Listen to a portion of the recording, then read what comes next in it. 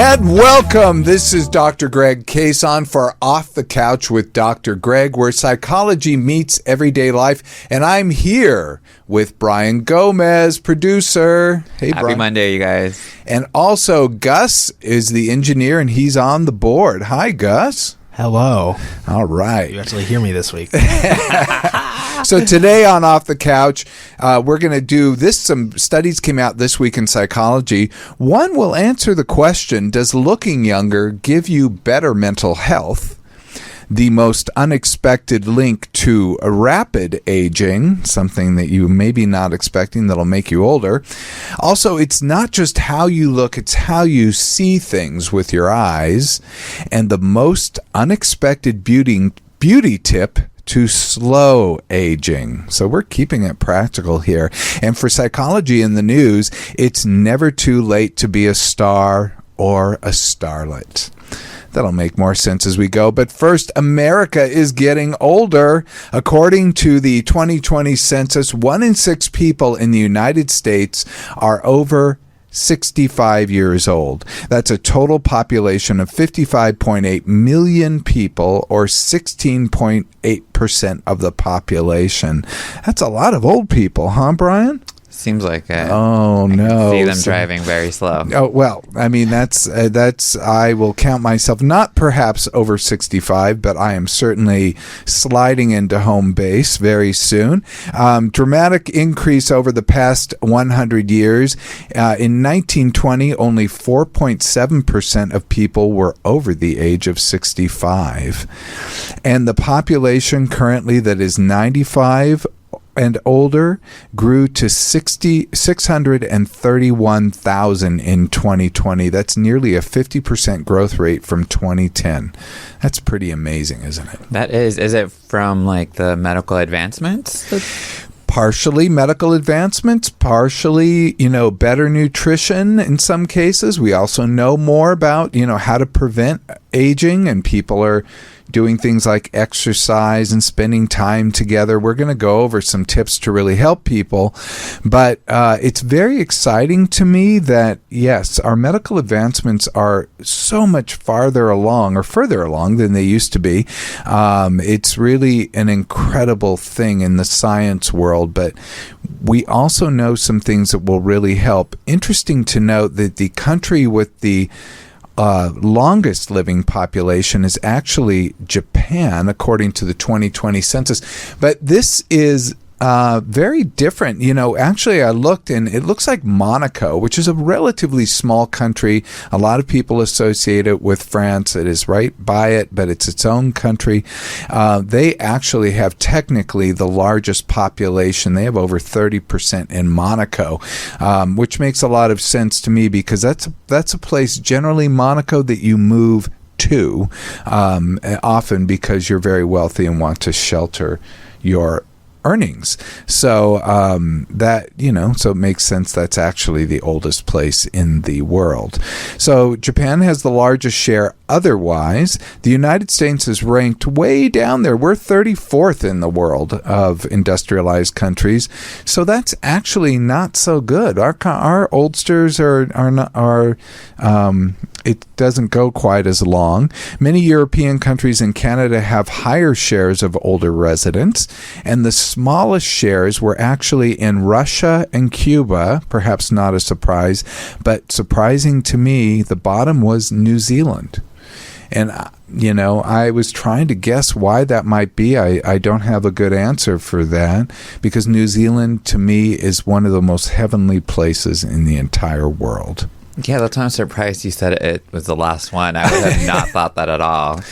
It may have to do with reporting, who knows, but it may also have to do, there's a large native population, there's also a large population that's incarcerated, so I don't know if it's due to one of those populations or if it's due to something else. It's not a cheap place to live, it's because it is, a remote place to live, but it is an absolutely stunning place to live, and I don't think I've ever met anyone from New Zealand who wasn't absolutely amazing. They're an incredible people with an incredible culture. So It's kind of exciting. I also attended a workshop on working with older adults this weekend.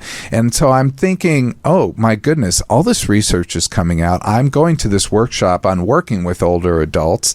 And then some other things conspired to have us start to deal with this issue that we're going to talk about today. So we talked about the myths of normal aging, or we talked about aging and memory decline, I think a few podcasts ago. So I wanted to go over what are the myths of normal aging. It is a myth that people get depressed as they get older. There are actually some really real concrete reasons for it, so we want to be aware of it. It's a myth that people have cognitive decline. That's a little different than like forgetting something. It's more like you're starting not to be able to be the same person that you were in the past. It's a myth that you're in persistent or problematic pain. It's a myth that you have persistent grief, and it's a myth that you might have confusion. So if any of those things are present, then they would actually need to be evaluated. So often people fear aging because they fear one of those things. And one thing that was kind of interesting too to me, and Gus, if you could put this up, the cognitive changes, what declines with age. So if you are, I'll explain what this says, but this is for people who might be watching the video on YouTube.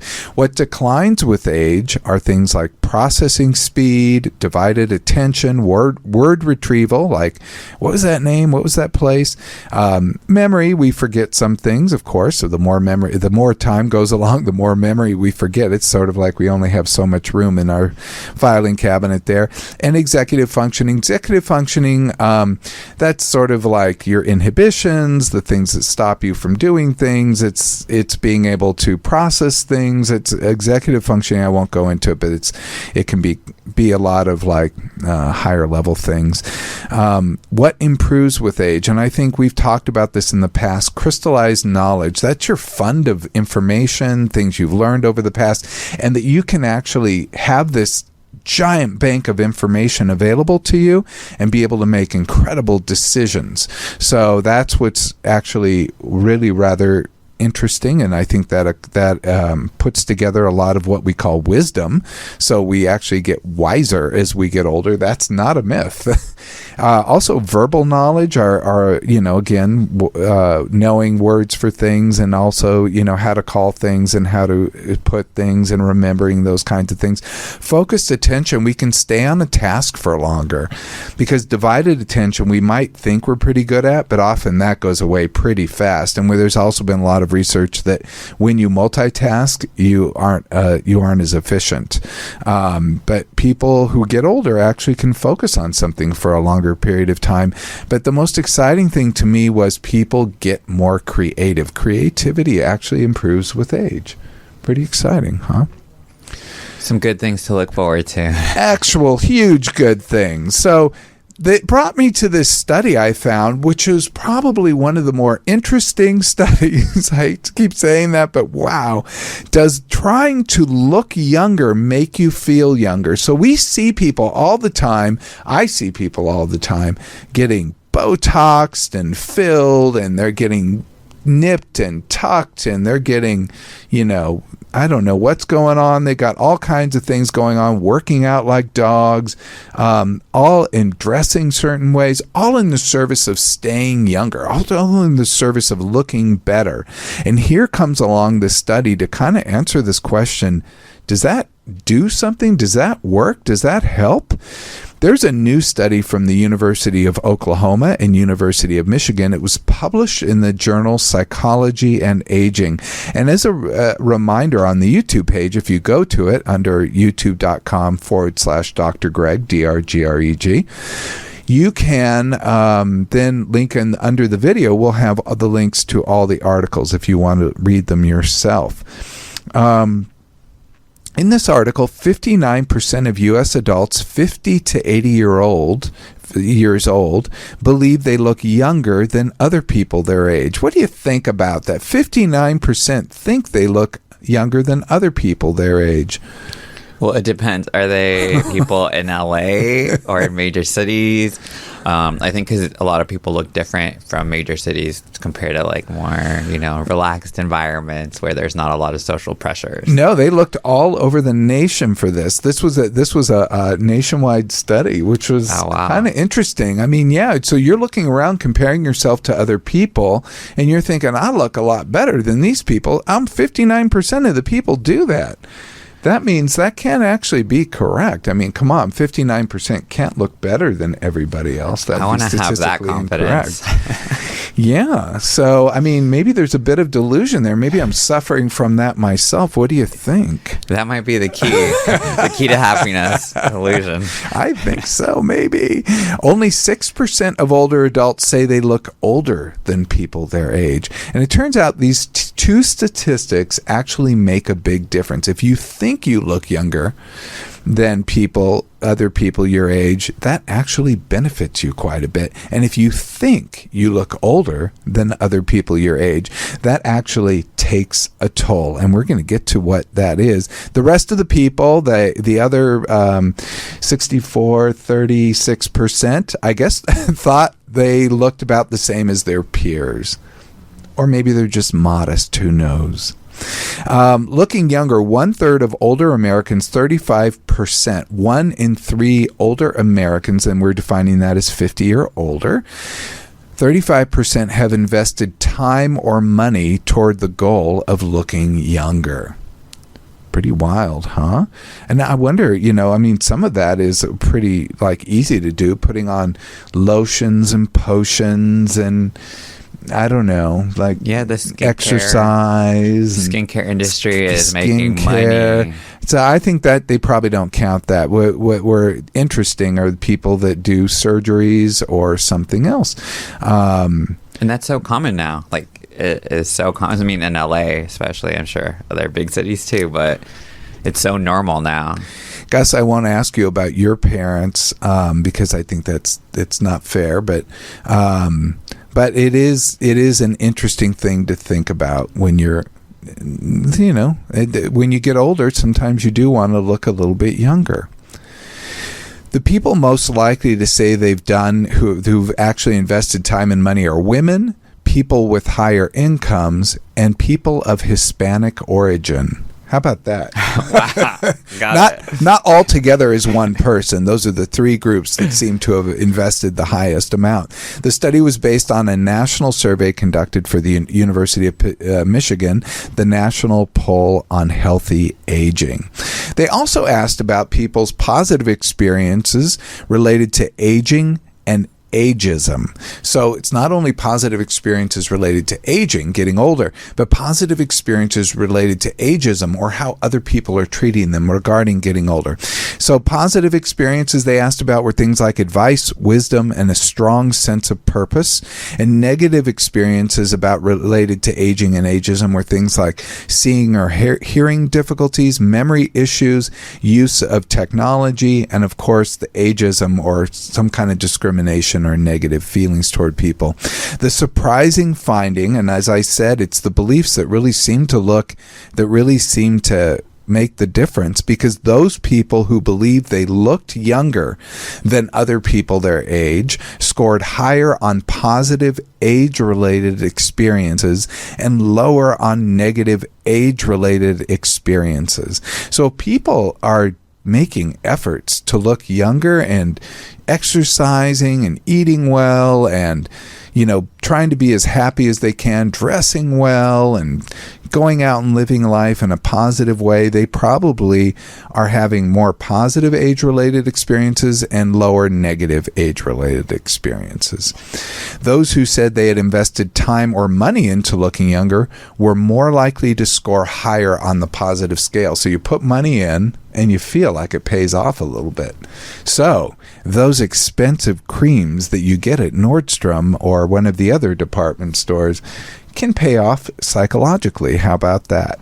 And, I used to know somebody, Brian, who was a plastic surgeon, and she said she would do Botox and that really people would just be absolutely thrilled and interact with people. And then I saw some research later, I'm sorry I don't have it now, that absolutely backed her up. That sometimes people actually feel much better because they feel like they look better. That makes sense. I mean, it's good for your mental health to feel good and about yourself, you know? Yeah. So, I mean, let's not knock it. Especially true for those who are married or have a partner. So if you're married or have a partner and you feel like you look younger and you invest money in looking younger, you're going to be much happier. Well, like, for example, don't you feel amazing after a haircut?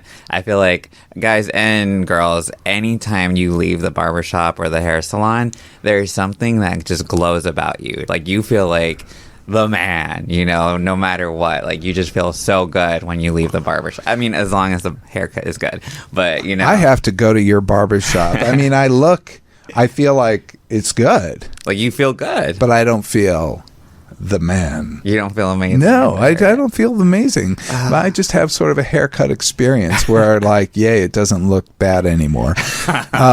Okay, so those who had invested in strategies to look younger were also more likely to score higher for negative experiences related to aging. So you can feel much better about yourself if you put money in it, but you can also, probably because you're putting focus on it. We know a phenomenon. You can also feel more negative experiences. So you have both more positive and negative. We have a phenomenon we know about that when you have like a pain, if you focus on the pain will get worse. This holds true for emotion as well. When you focus on the emotion gets worse.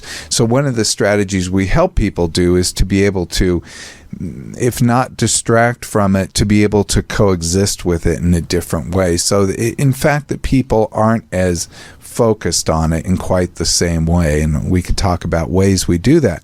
But the bottom line is, here it is once again, that when people focus on it, they do have more positives, but they also have more negatives. This was especially strong for Black and white respondents, by the way, but not for Hispanic. So the Hispanic population missed the,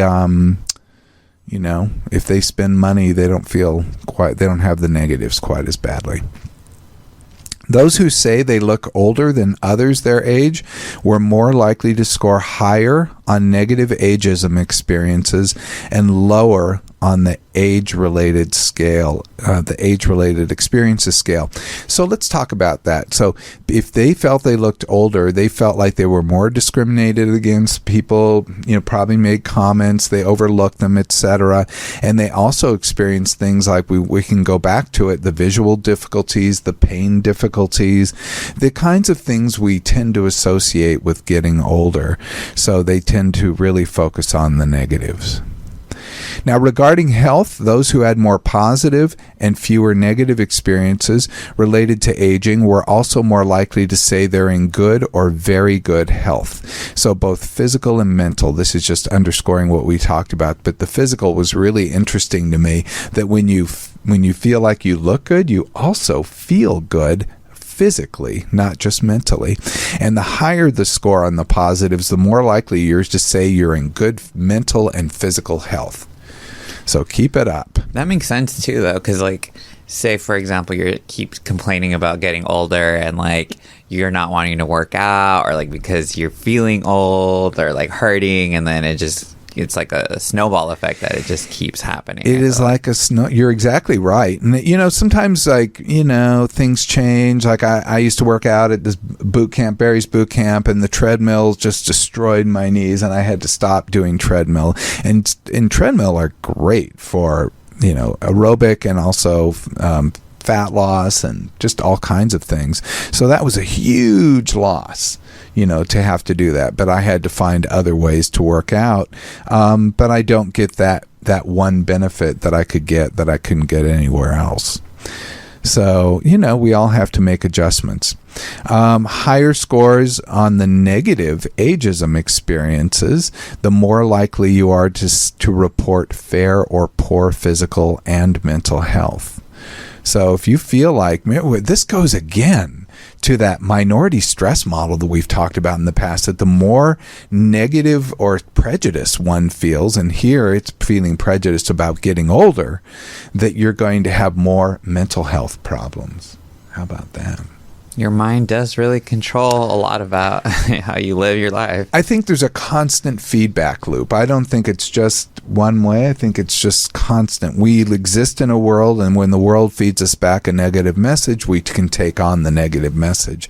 To push back against that becomes very difficult. That's why we kind of need to be in this together as a human population. We need to work together to support each other to get better.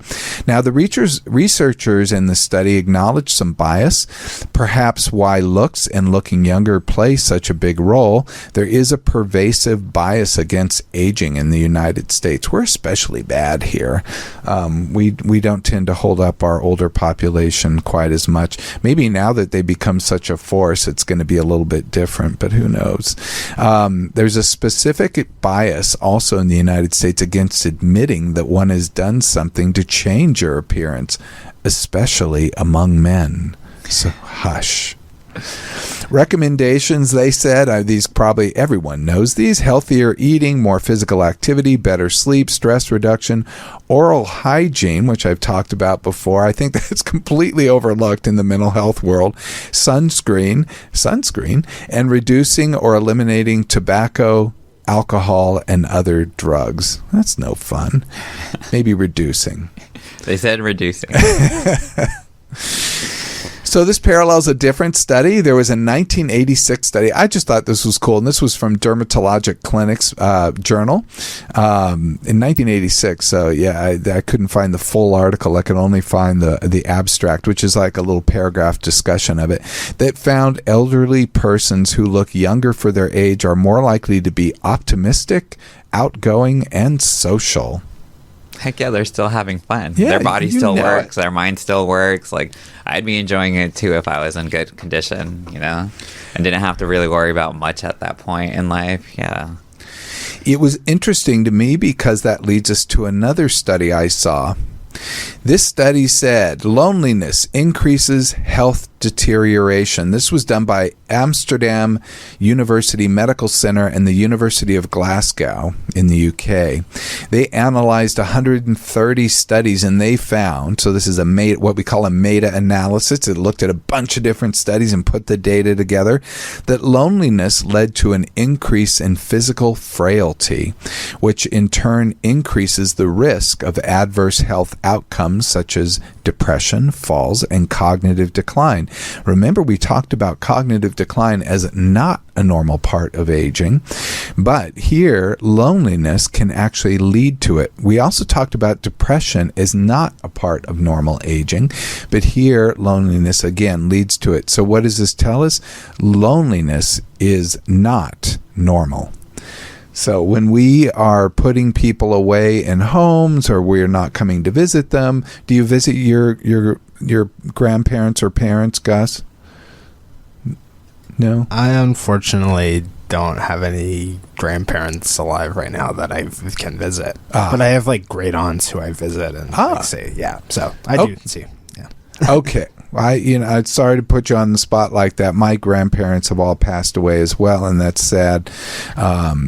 But now I realize the importance of why we visited them. And it really made me think again that I need to keep visiting my parents more than I do. And that would be a nice thing to do. And you too, Brian. I know. Last year I told myself I was going to make it an effort to be more with my family and participate in family things and go home more often, for sure. So this study that we're talking about from the University of Glasgow and Amsterdam University was published in the Lancet Health Longevity Journal. It's a Lancet Health Longevity. Researchers analyzed relationships between social functioning and physical frailty. And frailty refers to physical deterioration, things like weight loss, reduced walking speed, decrease in muscle strength. This might be a little bit different than having arthritis, or something like that. This is where it's a little bit of a failure to thrive. It's a little bit that they're not They're not engaging with the world quite as much. Frailty, in turn, leads to a decrease in social contact because you're less mobile and you feel more vulnerable. The U.S. Surgeon General claimed that loneliness is just as harmful as 15 cigarettes a day. So we really need to be aware that loneliness is a big problem.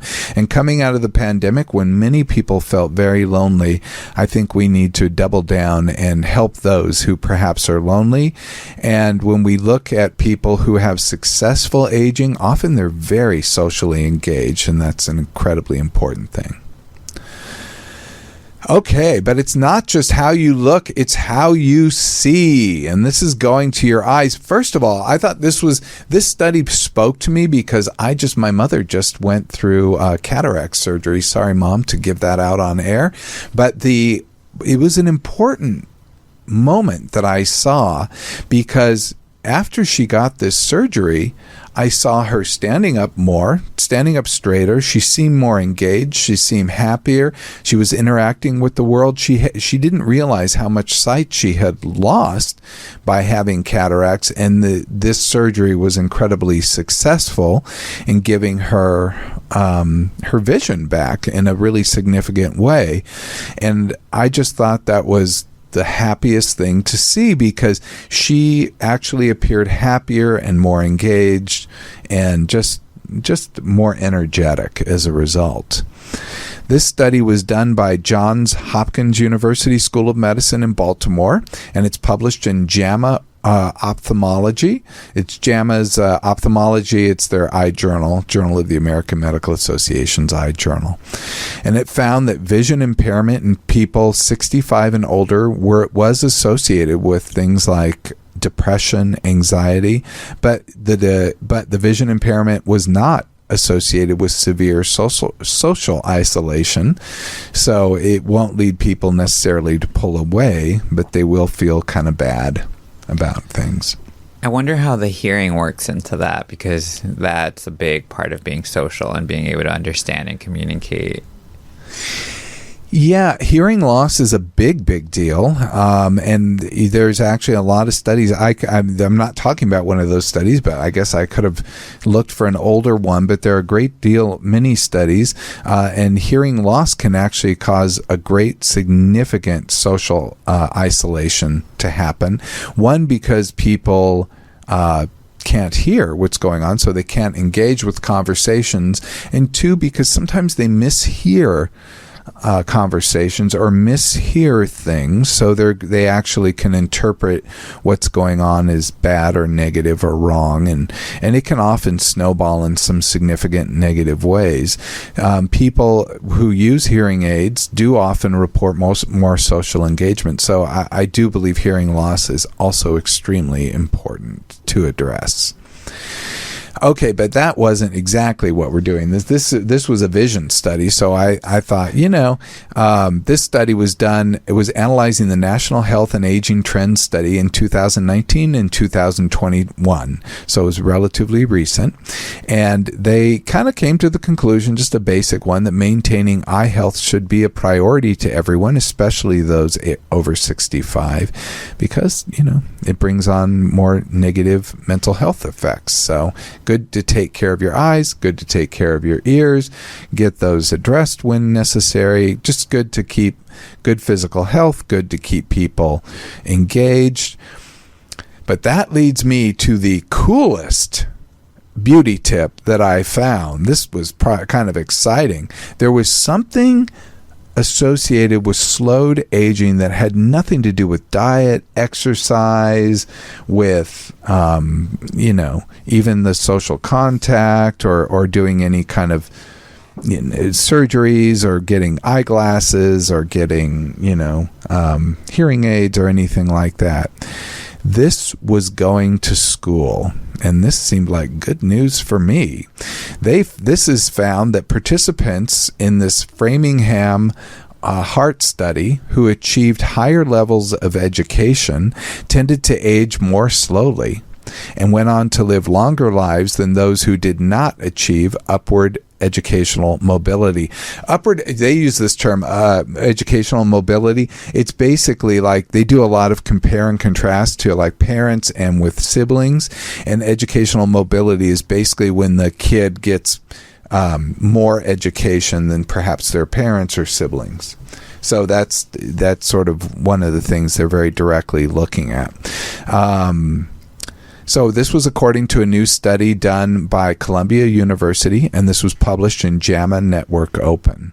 And this, again, more schooling seemed to slow the aging process. So let's talk about the Framingham Heart Study, because you're like, what's that?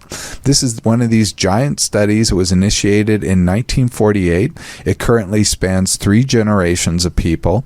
Columbia University analysis was the first to connect the educational mobility piece with the pace of biological aging and mortality. And they found that people who have higher levels of education tend to live longer lives. In fact, 2 years of additional schooling translated to 2 to 3% slower pace of aging. That may not sound like much, but it's, let's say you go to college 4 years, you're going to have a 6% slower aging.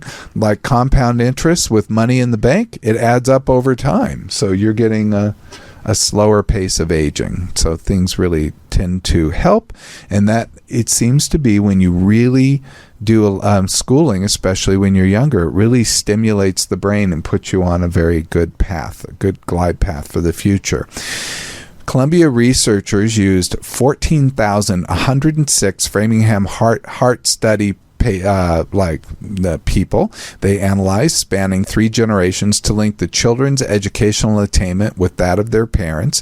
And they used data from 3,101 participants who had provided blood samples to help calculate the pace of biological aging. So they look at a subset of people who gave the blood sample to see, hey, what's going on with that biological aging piece.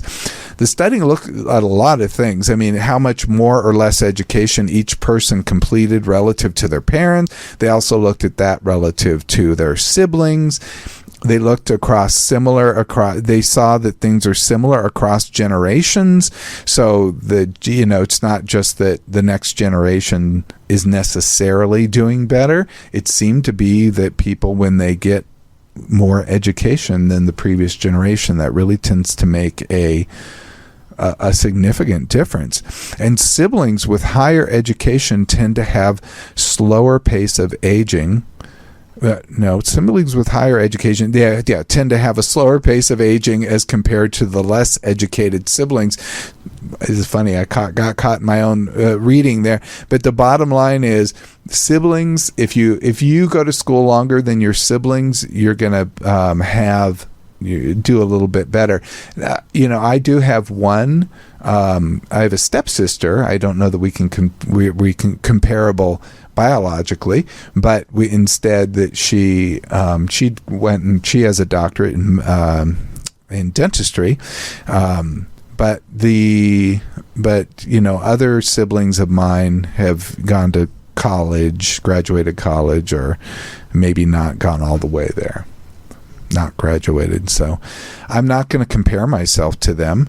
But if we're ever feeling competitive, we can pull that out. And it was interesting because I was going, gosh, I keep finding all these articles related to getting older. What's going on? Then I saw this article that was I think it was in Market Update or Market Insight or something, and I actually provided the link back to the original article, which is in a different website, but it was 60 is the new 30.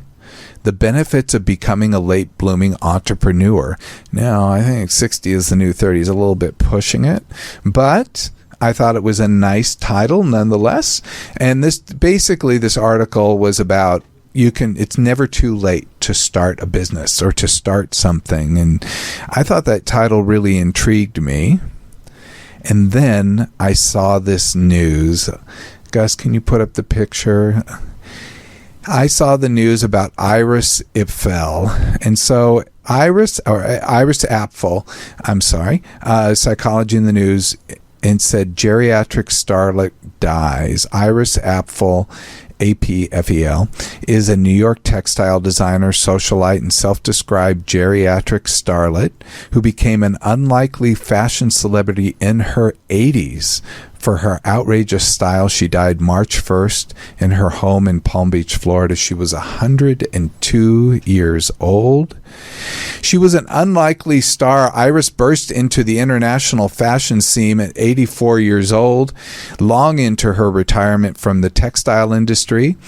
And basically, they tell this in a documentary about her, which I'll recommend.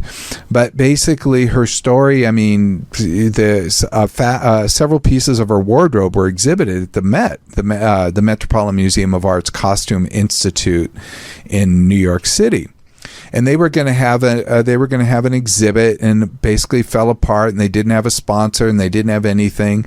And she lived in New York City, and someone said, hey, you know, she's actually got a pretty cool collection of accessories.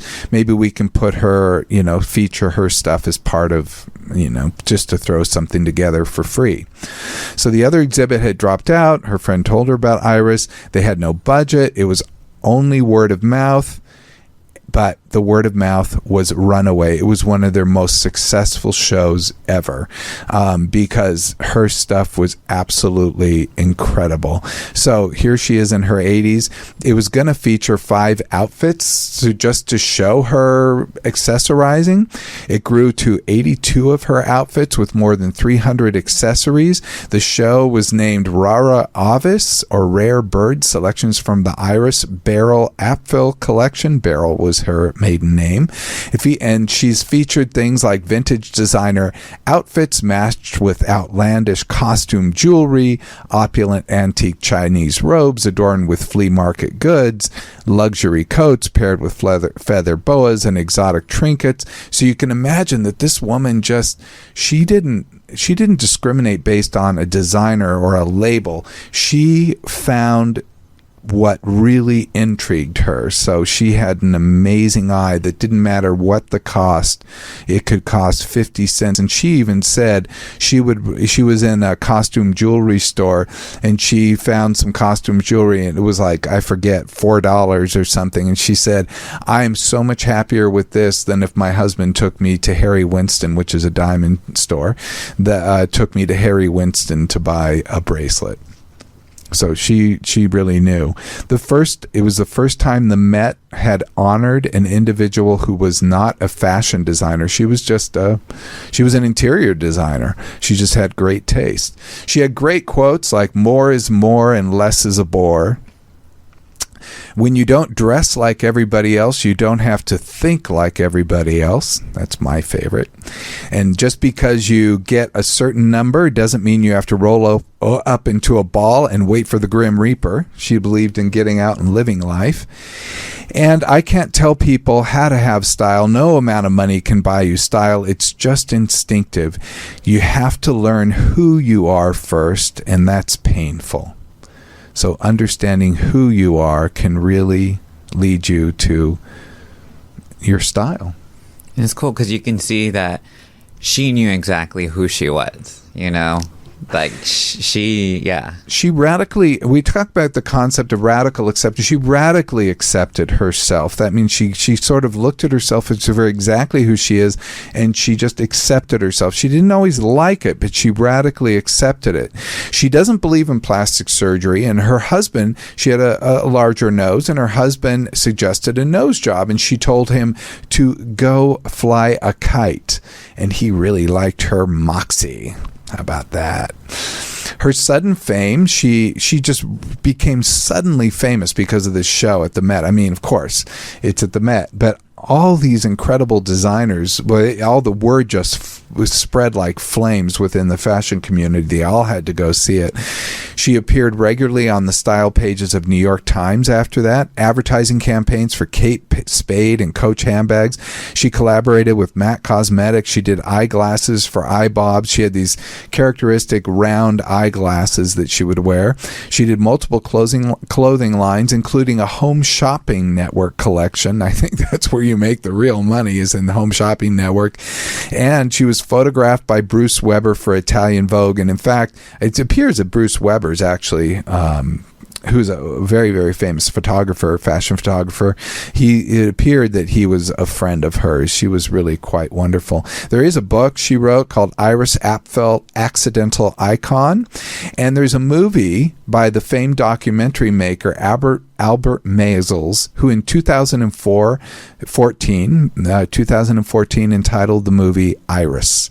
The movie Iris I would highly recommend if you just want to feel good about who you are.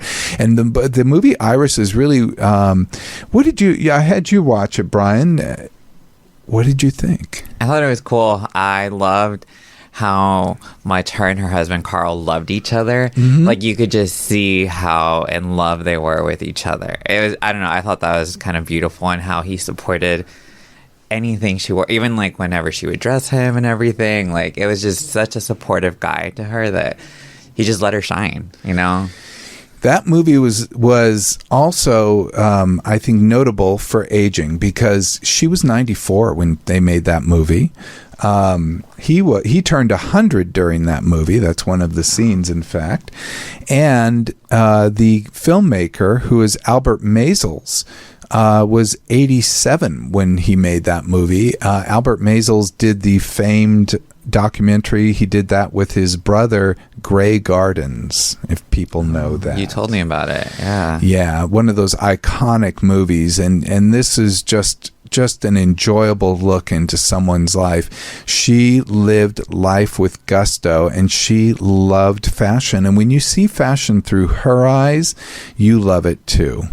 And it's cool. She kind of teaches you about like self-love within the documentary without even talking about it. You can just tell how much she loves herself and how secure she is with her style and the things she chooses to do, you know? You know, this reminded me of another movie called The Eye Has to Travel. Do you remember this exactly movie? Do you remember I'm blanking. She was the editor of Vogue, yeah. But she was a bunch of different magazines. In fact, it was an absolutely amazing movie, The Eye Has to Travel, and both women were incredibly dynamic and really had an eye for things, but both seemed to embrace being exactly who you are. That seemed to be the key to beauty for both of these women, and they both were able to move mountains by understanding exactly who you are and really embracing who you are and feeling, at least if you don't like who you are, maybe you don't like it, you accept it. You embrace it. You allow it to be. If you have a long neck, you have a long neck. And if you have a big nose, you go for it. Yeah, you accessorize it. You wear things. you do things. You call attention to it because that's who you are. And this is really counter to our society often today, where we often try to separate from who we are, and we try to make it known that we're just like everybody else. And I don't know, when I was in elementary school, I used to feel this way. I mean, I wanted jeans like everybody else, or I wanted different things. I wanted to be just like everybody else. But I think as you get older, you start to have your own identity, and you want to be who you are. You stop caring as much too, I think, with the whole pressure of society too, which it was nice to see how free she was, just free to be who she wanted, wear what she wanted. And it's like items that we as society might look at her and be like, oh my God, what is she wearing? But it's like she just shined through it. Like, she wore it in such a way where it's like, whatever, as crazy as it might have been, you loved it. It was art on her. She wore it like art, and she loved it. And what's so funny is there was one scene in the movie when her husband got a hat. It had metal studs in it. It was kind of funny. And she's like, is it too heavy for you? Because he's 100 wearing this hat in the back of the thing. She goes, is it too heavy for you? And he's like, oh, I'm getting used to it. And she said, you have to suffer for fashion. So... Oh, yeah. They were super cute together. It was a cute movie for sure. It makes you feel good. Yeah. It makes you like yourself and kind of look at yourself and be like, just accepting of yourself. So if you are, having listened to this show, if you want to age better, maybe you can, the best advice of all the things I could tell you would be, in fact, to go watch that movie. I saw it on Amazon Prime. It's also on Apple. You have to pay for it unless you have a Prime membership. But it's a good look at successful aging, and it will help you to see that it's not just about what you look like, it's how you feel. And if you believe, like she put on these incredible outfits, that made her incredible to people. And I think that's what made her look good. Now, she even comments that, she understands she's got wrinkles and she's older, et cetera, but the life coming out of her just made her absolutely beautiful. So it's really one of the most wonderful things I can see. We can do all the research in the world, but then we see someone like that and it all goes out the window because she's living it. And if we can just live a few of her steps or walk a few steps in the road just like her, we're going to be much better as people. I agree with that. Definitely. I'm a big believer of you look good, you feel good, you do good. There you go. Yeah. That's it. Look good, feel good, do good. On that, we're going to wrap up the show for today. This is Dr. Brian. Oh, Dr. I guess Brian is going, he's going for that education. So you're going to slow your aging. Longer. There you go. This is Dr. Greg and Brian and Gus. Bye, Gus. Bidding you all farewell until next time. Be present, be flexible, and be kind.